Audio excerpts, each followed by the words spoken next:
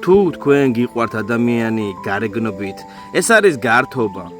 თუ თქვენ გიყვართ ადამიანი მათი საქციელებით, ეს არის აღფრთოვანება. თუ თქვენ გიყვართ ადამიანი ფულის გამო, ეს არის გამოყენება. თუ თქვენ გიყვართ ადამიანი იმის გამო, რომ მას უყვარხართ, ეს არის ემპათია. თუ გიყვართ ვინმე მისი აზროვნების და ცოდნისთვის, ეს არის ინტელექტუალური სიამოვნება. თუ გიყვართ ვინმე და მის სიყვარულს და ბედნიერებას საკუთარ თავზე მაღლა აყენებთ, ეს არის თავის გაწირვა. მაგრამ თუ თქვენ აიხლართეთ და დაიკარგეთ თქვენს გზნობებში, სავარაუდოდ ეს არის სიყვარული.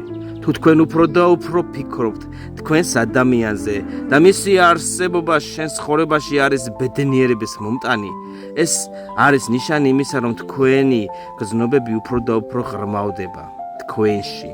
თუ თქვენთვის არ აქვს მნიშვნელობა, როგორ გამოიყურება ის, ან რა გააჩნია მას ცხოვრებაში. მაგრამ თქვენ გინდათ, რომ იყოთ მის გვერდით და მხარი დაუჭიროთ მას ნებისმიერ დროს და ადგილზე და იზრუნოთ მასზე, ეს არის სწორედ სიყვარული.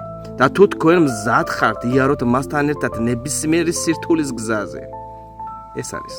ესე იგი ამ სიყვარულმა გაიდგა ფესვები თქვენში და სულ ესე იქნება.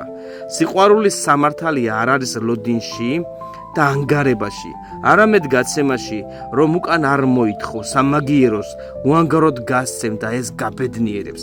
გესმის? გაბედნიერებს ეს და იპოვო ბედნიერება ყველა მომენტში. ეს არის საუკეთესო შეგრძნება ცხოვრებაში, რაც შეიძლება ადამიანმა განიცადოს.